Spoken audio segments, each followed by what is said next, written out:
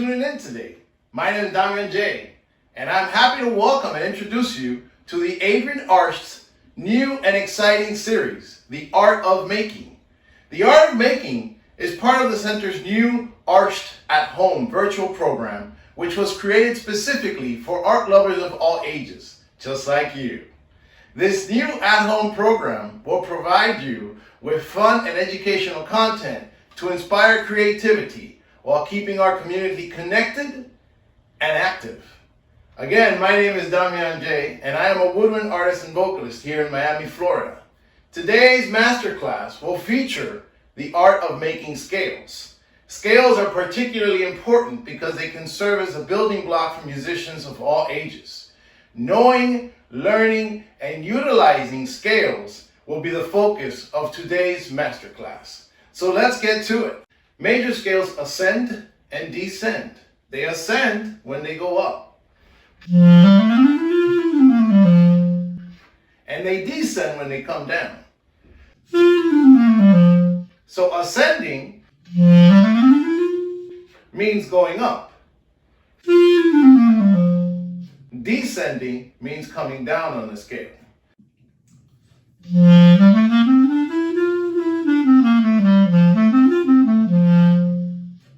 There are many different types of scale. But what is a scale? And why is it so important? 8 notes. But the first scale, and the most important scale I believe that you should learn, is the major scale. Now, there are 12 major scales. Why are they 12? Well, if you take every single semi-step, half step, you will come up with 12 tones. And thus why in music, everything has 12 variations. Now, each one of those 12 tones can form its own major scale. Its corresponding major scale has a different key signature, or key, which is basically what we call the number of accidentals, flats, or sharps in that major scale. But to better understand it, we can also say that a scale has a formula of whole steps and half steps. Whole steps represent a step from note to note, while a half step represents only half of that distance between notes. You hear it go from a low G to a high G. 8 notes, which we call an octave. Now, if you take that octave and you were to write down exactly what is the interval between every note, you will come up with the following formula. Whole, whole, half, whole, whole, whole, half. And I will clearly demonstrate how this works. There is a step. That is a whole step. That is a half step from 3rd to 4. 4 to 5 is a whole step. 5 to 6 is a whole step. 6 to 7 is a whole step. 7 to 8 is a half step. And thus your whole, whole, half, whole, whole, whole, half becomes very apparent. But the major scale is not the only scale we're going to be learning today.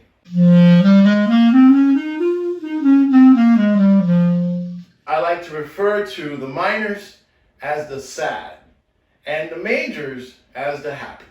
So when you built a triad, a chord, first, the 3rd, and the 5th note of the scale, you will get a minor chord. And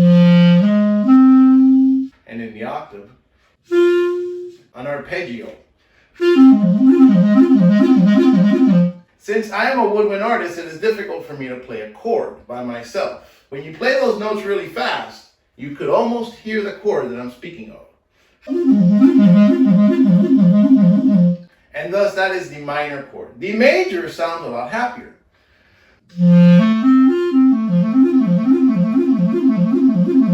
Your first step should be to learn all your majors and all your minors. And one of the ways that I like to learn my major scales and teach it to my students is by the circle of fourths. Now, the circle of fourths is basically exactly what it means. It is a starting note, such as C, and then we're going to go in a circle of fourths around that C. So if you were to count, beginning with 1, if you were to count a fourth up from C, well, that's very easy. C, D, E, F. Thus you would hear the. There's a fourth right there of distance, an interval. The following fourth would be F, G, A, B, flat in this case. Why is it a B flat? Because in the key of F, which was previous,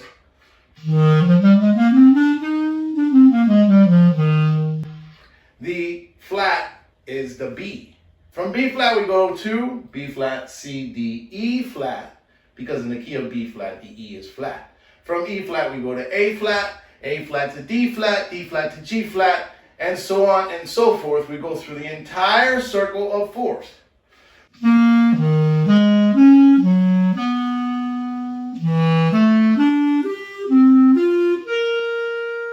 So, going back to each scale individually. The first scale that we talked about was the C major scale.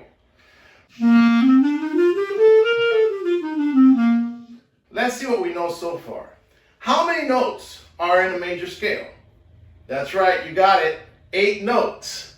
And what is the formula for constructing a major scale? That's right again, whole, whole, half, whole, whole, whole, half. And thus in the key of C major, what is our key signature? Do you remember? That's right, there are no flats and no sharps in the key of C.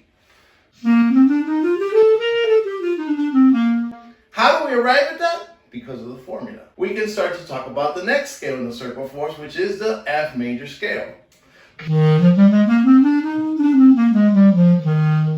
And in this scale, we do have an accidental. Do you remember what it is?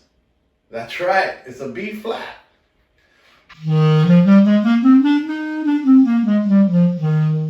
So now if you're keeping track, we went from 0 accidentals to 1 flat. Can anyone guess how many flats are in the key of B flat, which is the following scale? That's right, 2. It would be B flat and E flat. So a quicker, much easier way to remember this is that there is an order to the flats. Meaning that if I say there's 1 flat, it's always going to be B flat. And if you follow the next one, it's going to be always E flat. So if you say there's 2 flats in a song, thus the key of the song, you can say that it's B flat and E flat, your 2 flats. And that represents B flat, E flat, A flat, D flat, G flat, C flat, F flat.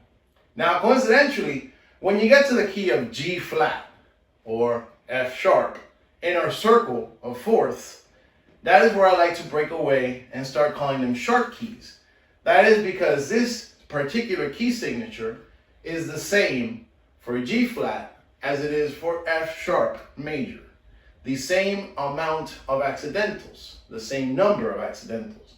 The key of G flat major has 6 flats, while the key of F sharp major has 6 sharps. No other key in our circle has that occurrence. So from there on, I call them all sharp keys. So from F sharp we go to B, from B we go to E, E we go to A we go to D, D we go to G, G we go to C. And those are all sharp keys.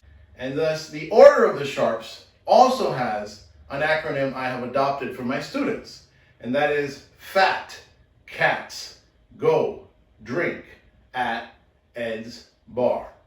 That represents F sharp, C sharp, G sharp, D sharp, A sharp, E sharp, B sharp. And thus for the order of the sharps and the order of the flats, I think it's quite easy for you to start memorizing and practicing your major scales. And why the fourths, you might think? Well, if you notice, most music has chords that are a fourth apart. For example, the blues.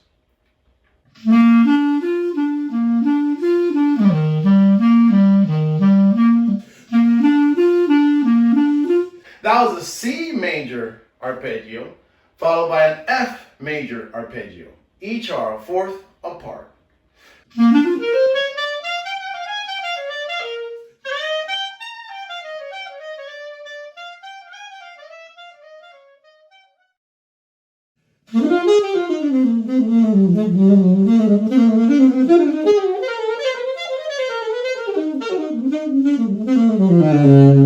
Now for the minor, we have 8 notes as well.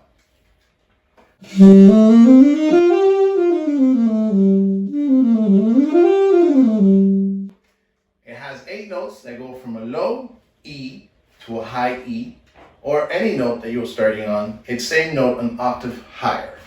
First, we have a step.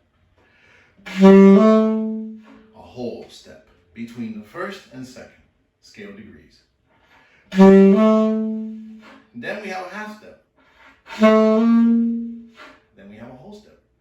Then we have another whole step. Then we have a half step. Now we have a whole step. Then we have another whole step. So once again, whole, half, whole, whole, half, whole, whole. So the interesting thing about the minor scales is that you can find a natural minor scale within your major scale. I see how this can be confusing, but it's something called a mode. That means a scale built upon another scale. But we'll leave that for another video. The most important thing for you to understand right now is how the construction of a minor scale is different than the construction of a major scale.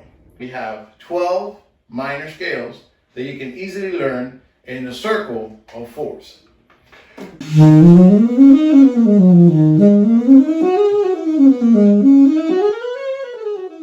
But what about other scales? There's 2 more scales I'd like to introduce you to. At least you're getting exposure to these things because it's very important, especially when you start learning chords.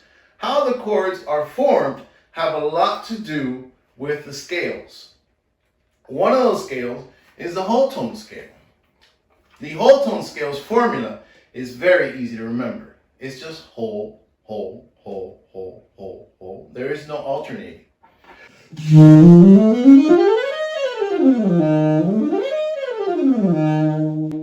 The whole tone scale is basically going to give you an augmented sound.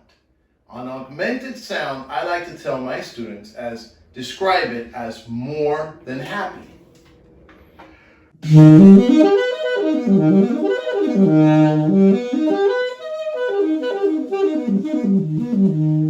You also have the diminished sound, which is the opposite, as I describe it, more than sad.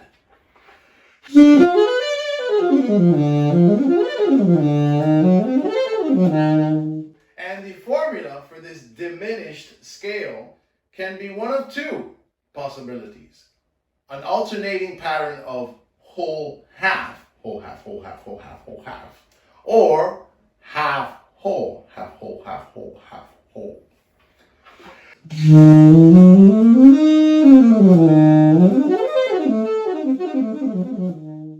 Now, depending on which one of the 2 diminished scales you play, you will get either a half diminished chord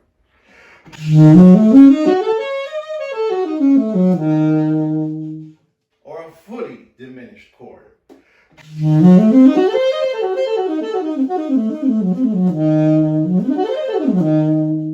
Perhaps the most important scale for you to learn as a musician is the chromatic scale.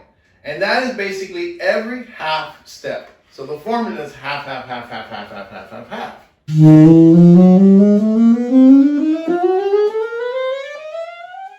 The most important thing about the chromatic scale is that it helps you learn every single possible fingering on your instrument. If you don't know all your fingerings, then you will never be able to play a song that has different fingerings from the ones you normally use.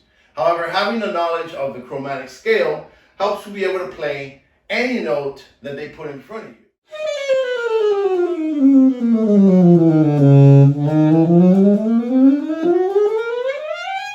And thus, going up and down to the very bottom of your instrument, all the way to the highest note you can on the instrument, will give you the facility to truly be a master in the command of that sound. Once again, we went over the major scale, we went over the minor scale.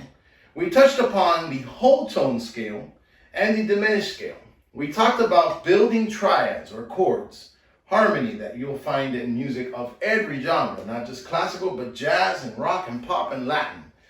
And then we went over the chromatic scale, possibly the most important of the scales, because it gives you a knowledge of the instrument or your voice. Your voice can also learn to have limits, and that range of your voice can be greatly improved by singing these scales, especially the chromatic scale. Playing your scales with a metronome going improves your tempo. Tempo, which will help you play by yourself as well as with other people. It also improves upon your intonation when playing these scales slowly. You can also play them in tune, thus helping your ear develop. You also learn the theory behind it as we learn the order of the sharps and the order of the flats. And last but not least, you also learn to internalize the technique, which is known as muscle memory. Structure your practice session around learning the different scales. But now let's listen to some of my favorite exercises I use when practicing my scales.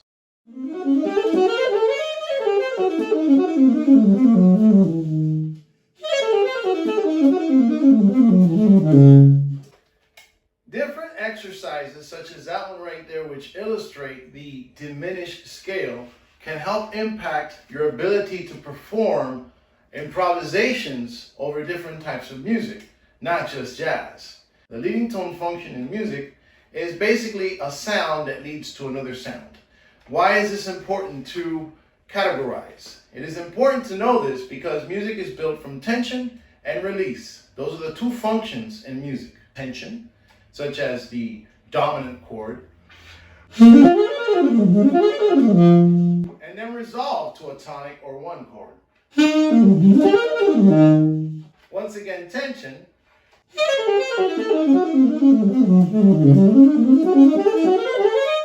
to relief. The happy ending, that is the one, also where it begins. All music typically begins on one and ends on one. What happens in between there is a whole other story. That's why this exercise right here is a great one to learn.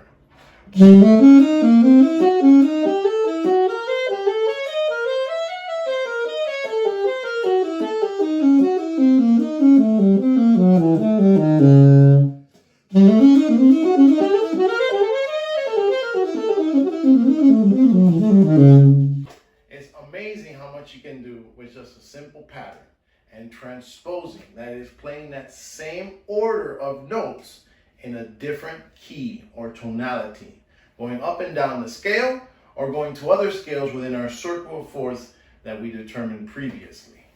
So all these different intervals create the exercises which I am about to illustrate. But first, we should know what an interval specifically means. Again, it's the distance between two notes. But those two notes are not always the same quality. And when I say quality, I mean major, minor, augmented, or diminished. We also have a term in intervals known as perfect. A fourth is perfect.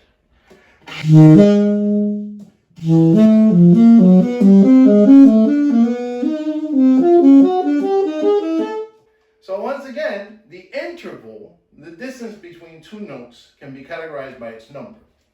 A minor second is exactly that, a half step. While a major second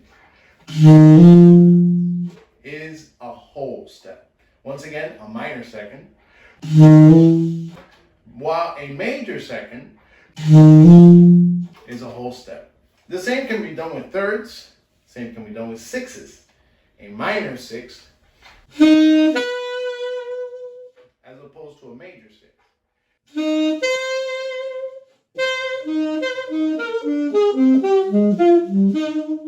All these different intervals can come together to make a scale a little bit more appealing for someone trying to learn them. Instead of just being a regiment that you go through top to bottom, you can mix it up, come up with your own twists on these intervalistic studies, and make yourself a better musician in mastering the scales. Now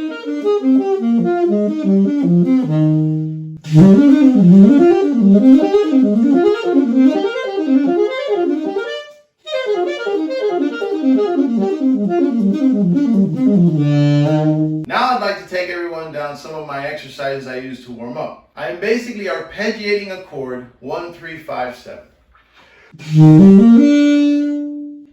And then I'm going to the next scale degrees, same arpeggiation, but coming down. So you can see how I go up and then come down.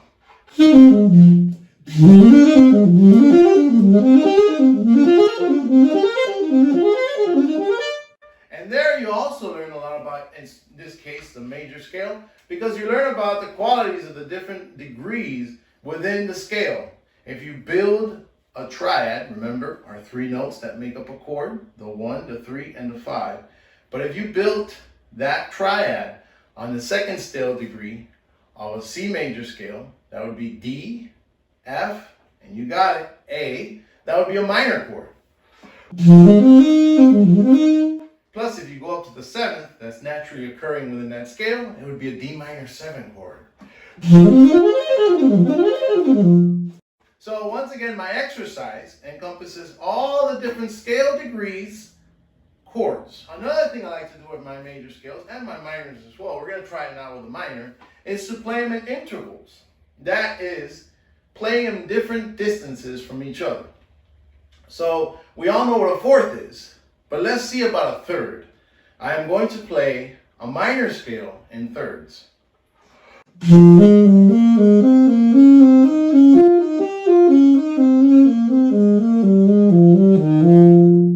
That was a natural minor scale played in thirds. It's part of my intervalistic approach. Scale in fourths.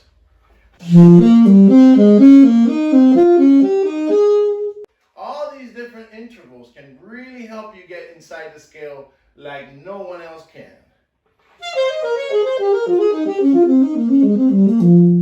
Also, sixes.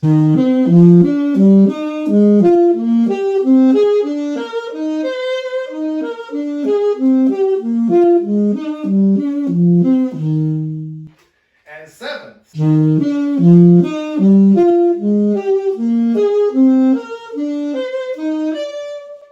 All these different abilities within the intervals of a scale can help you learn the scale inside out. Octaves help too.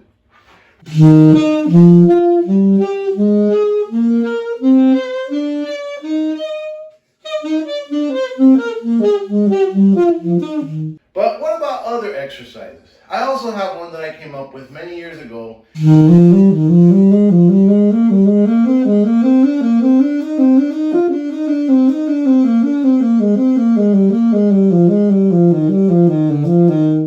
You can see how it goes up and comes back down. That same shape is then transposed upon every single scale degree in the scale and eventually comes back down. When it comes to the chromatic scale, in particular, I have an exercise that I enjoy as well, which is the chromatic seconds.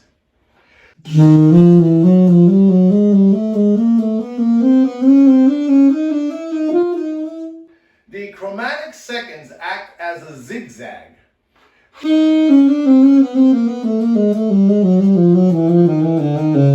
It's a very, very intricate way to practice your chromatic scale.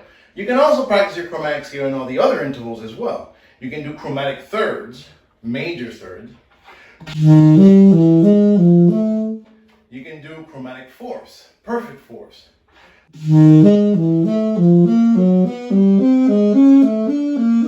All of these different approaches to learning your chromatic scale make it easier for when you have to play the chromatic scale straight.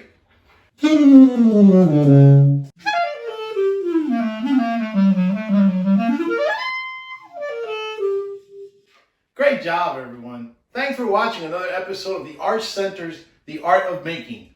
Hope you enjoyed doing this together as much as I did. If you like this video, please comment and share it with a friend. We love to hear from you, so feel free to put your own creations out there on social media. Remember to tag us by using our handle @ArchCenter, as well as the hashtag Art of Making, so we can stay connected. That's a wrap for today, but stay tuned for new exciting content soon. And see you next time.